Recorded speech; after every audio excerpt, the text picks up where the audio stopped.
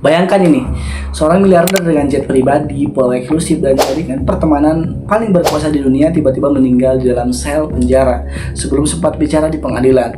Bertahun-tahun kemudian namanya kembali muncul bukan sebagai rumor baru, tapi lewat ribuan dokumen resmi yang dibuka ulang oleh DOJ ke publik. Inilah yang hari ini dikenal dan sempat viral, bahkan masih ramai sebagai Epstein Files. Pages of files related to the Jeffrey Epstein investigation, including more than 2,000 videos and 180,000 images.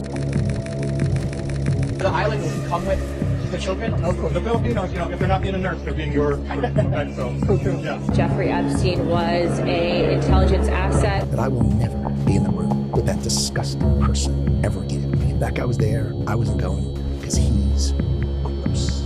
Nothing came out about me other than it was a conspiracy against me. Dimulai dari Jeffrey Epstein.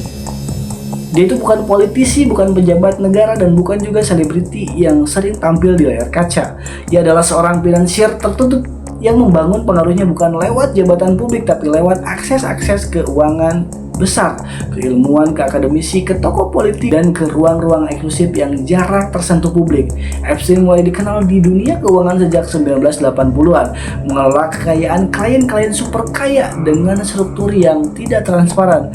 Bahkan sampai hari ini, asal-usul pasti sebagian besar kekayaannya masih menjadi tanda tanya. Namun yang membuat Epstein berbeda bukan sekedar uangnya, melainkan siapa saja yang bisa ia hubungi langsung. Side by side with then private citizen Trump, next to Bill Clinton, next to Steve Bannon, Bill Gates, Woody Allen. But the Democrats in the cabinet is underscoring the imperative nature. Dokumen pengadilan catatan penerbangan pesawat pribadi Epstein yang dikenal publik sebagai Lolita Express, serta arsip kesaksian korban menunjukkan bahwa Epstein berada di pusat jaringan sosial elit global. Dalam lingkaran ini terdapat politisi, pebisnis besar, ilmuwan ternama, akademisi, hingga tokoh kerajaan. Penting ditegaskan, tercantumnya nama-nama seorang dalam dokumen Epstein tidak otomatis berarti keterlibatan kriminal.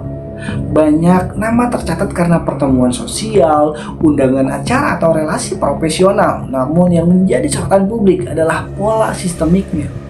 Epstein berfungsi sebagai penghubung antar elit, seorang broker sosial yang membuka pintu pertemuan antara kekuasaan, uang, dan pengaruh. Dalam berbagai arsip resmi tercatat nama Epstein memiliki hubungan sosial dengan mantan presiden, tokoh bisnis global, serta figur akademik yang terlibat dalam riset proyek yang amat besar. Beberapa di antaranya secara terbuka mengaku pernah bertemu Epstein lalu menjaga jarak setelah mengetahui kasus hukumnya. Sebagian lain membantah pernah memiliki relasi dekat, dan ada pula nama-nama yang tidak pernah muncul dalam dokumen otentik. Dalam sejumlah dokumen yang beredar di internet dan diklaim sebagai bagian dari Epstein Files, ditemukan kemunculan beberapa nama tokoh di Indonesia, termasuk nama Presiden ke-7 Republik Indonesia, Joko Widodo, dan mantan Menteri Keuangan Republik Indonesia, Sri Mulyani. Namun, perlu ditegaskan bahwa tercantumnya sebuah nama dalam kumpulan dokumen tersebut tidak secara otomatis menunjuk adanya keterlibatan dalam tindak pidana ataupun relasi langsung dengan Jeffrey Epstein, karena sebagian dokumen merupakan arsip lampiran berita atau referensi publik yang memuat berbagai nama tokoh dunia dalam konteks yang berbeda.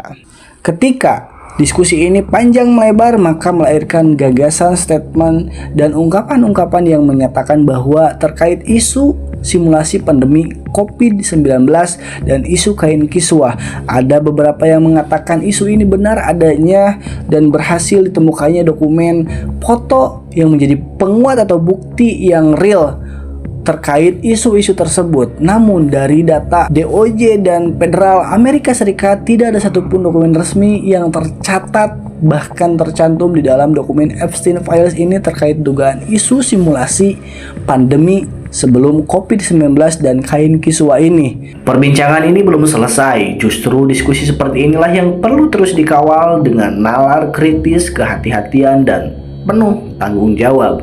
Karena dalam isu sebesar ini, satu kesimpulan yang tergesa-gesa bisa menimbulkan dampak yang jauh lebih luas daripada sekadar konten yang viral. Jika dalam pembahasan ini terdapat kekeliruan, kekurangan data atau penyampaian yang belum sepenuhnya empiris, kami mohon maaf. Kami berkomitmen untuk terus mengacu pada sumber yang dapat diverifikasi dan terbuka untuk koreksi berbasis data.